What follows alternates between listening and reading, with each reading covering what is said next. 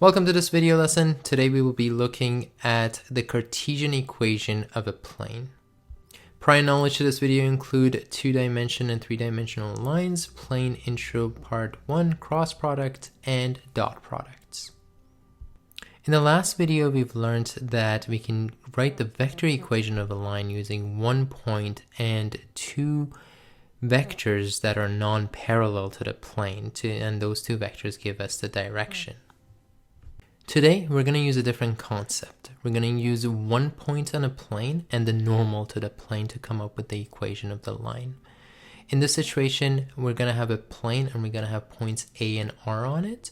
And we're going to have a normal to the plane defined by vector n, which is going to have components A, B, and C. A for the x component, B for the y component, and C for the z component. Since vector AR is on the plane and vector n is normal to it, that means they're perpendicular, and that means their dot product is equal to 0. The components of n is a, b, c, and components of AR will be all the components of R minus all the components of A.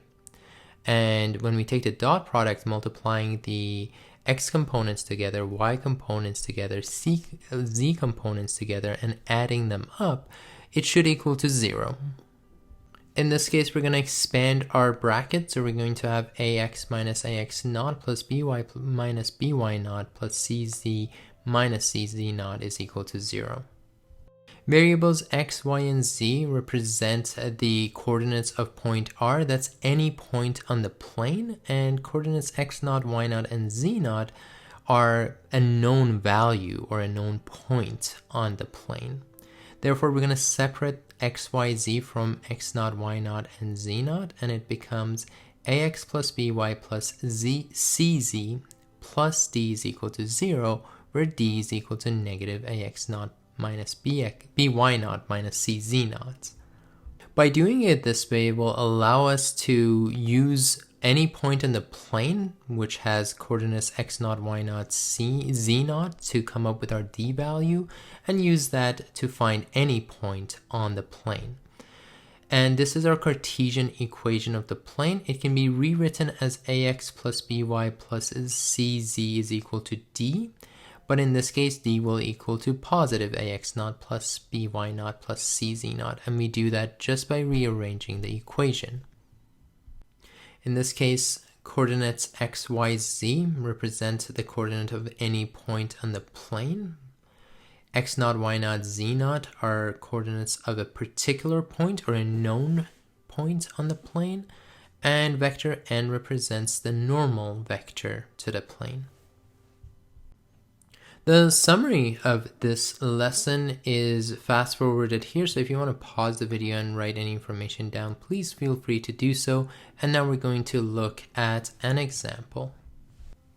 In this question, we are going to determine the Cartesian form of the equation of the plane, and what we're given is the vector form of the plane.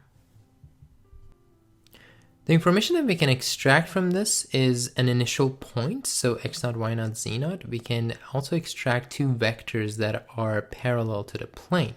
So if you draw this out, vector b and c are those direction vectors, and vector n will be normal to them. So we can find vector n by taking the cross product of vectors b and c.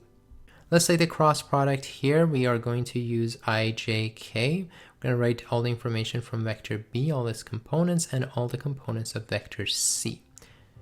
Then we are going to use our diagonal multiplication and subtraction. So in this case, 4 times negative 3 minus 4 times negative 2.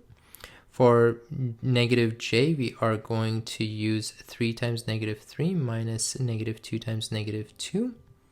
And for k, we are going to use 3 times 4 minus negative 2 times 4. Doing this will give us x component of negative 4, y component of 13, and z component of 20, which correspond to a, b, and c values for our normal vector. ax plus by plus cz is equal to d, or ax plus by plus cz minus d is equal to 0 are 2 forms that we can use. And since we have our a, b, and c values, we're going to use a known point on our plane. This one is 4, 2, 1 as shown above. So we have negative 4 times 4, the x component, plus 13 times 2, the y component, plus 20 times 1, which is the z component, is equal to d.